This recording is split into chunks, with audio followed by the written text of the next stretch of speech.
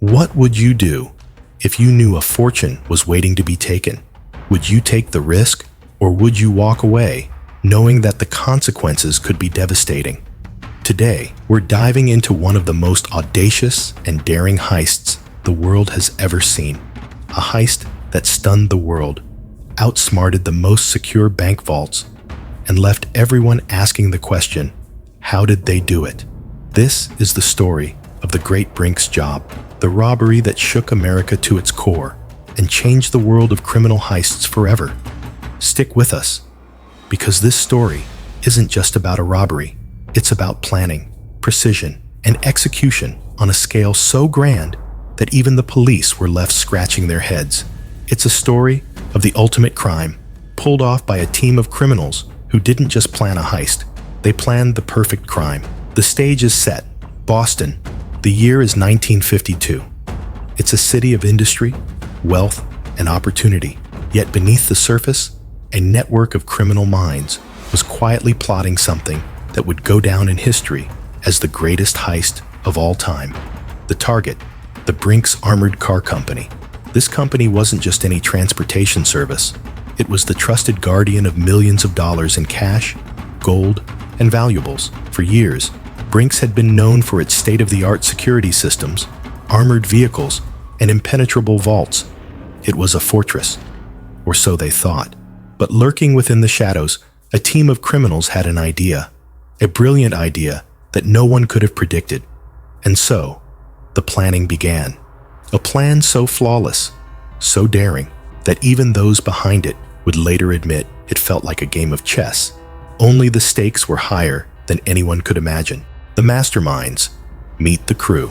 Behind every great heist, there's a mastermind. But what if I told you this mastermind wasn't some lone wolf? This heist was the product of a carefully selected group of criminals, each one a specialist in their field. The leader of this group was Tony Pino, a seasoned gangster known for his sharp intellect and ruthless ambition. Pino was no stranger to crime, but this job was different. This was going to be his magnum opus. Tony Pino didn't work alone. He handpicked a team that included some of the best criminals in the game. Among them was Joseph Specs O'Keefe, a man with a mind as sharp as a tack, a criminal with the brains to make the heist not just successful, but flawless. What set Pino's team apart from others was one crucial factor. They didn't just rely on brute force or luck. No, this was about strategy. It was about having inside knowledge, and that's exactly what they had. In any great heist, there's always an insider, someone who knows the inner workings of the operation and can provide crucial information. Tony Pino's team had such an insider, a man named Vincent Costa. Costa wasn't just a random employee of the Brink's company. He was a trusted member of the team. He knew the building inside out. He understood the vaults, the security systems, and even the schedules of the armored car deliveries. Costa was the perfect man for the job. For weeks, Costa worked quietly behind the scenes, gathering information, making mental notes of the security measures, and ensuring that every detail would be in place when the time came. It was this inside knowledge that gave Pino's team the edge. Without Costa's help, this robbery might never have happened. But Costa wasn't the only person involved from the inside. There were a few other employees who had been bribed to overlook crucial details, like turning a blind eye to the strange activities occurring in the building, or failing to notice anything out of place. It wasn't just a robbery, it was an inside job, and it was all coming together. The planning, a masterstroke of strategy. With the inside information in place, Pino and his team set their sights on the perfect plan. They knew they couldn't afford any mistakes, so every step was meticulously thought out.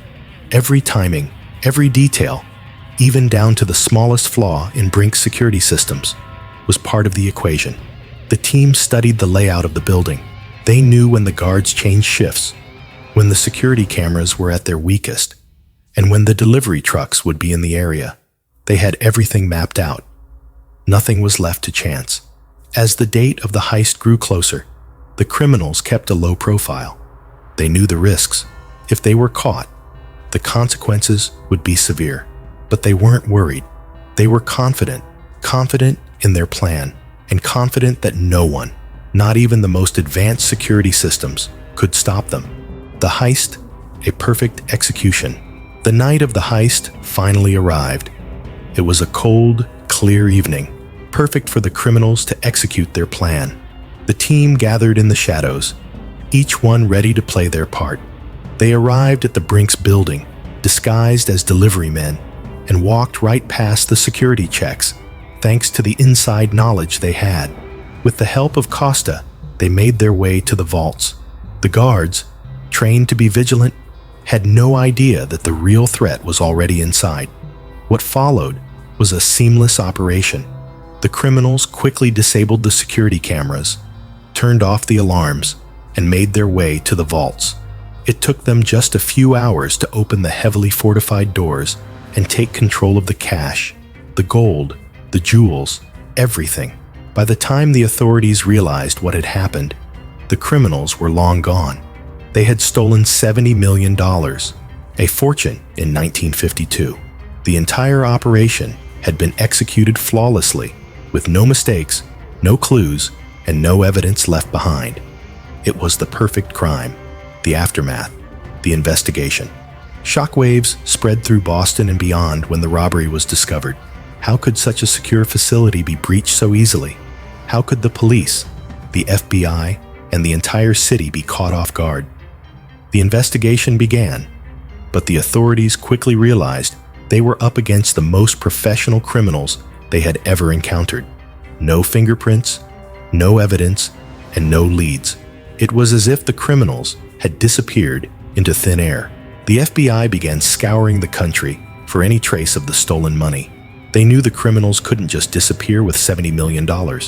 Eventually, the investigation began to narrow down the suspects, and after months of tracking, the criminals were finally caught.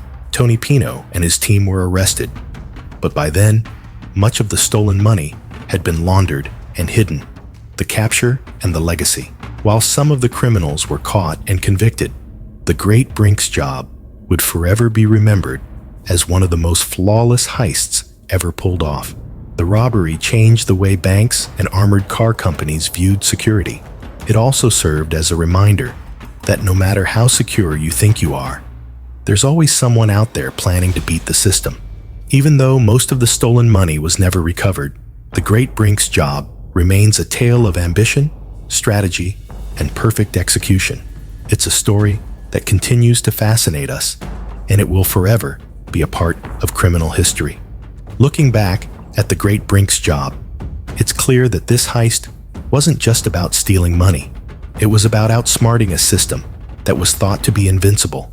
It was about precision, planning, and execution. And while the criminals may have gotten away with millions, their legacy lives on as a reminder that even the most secure systems have weaknesses.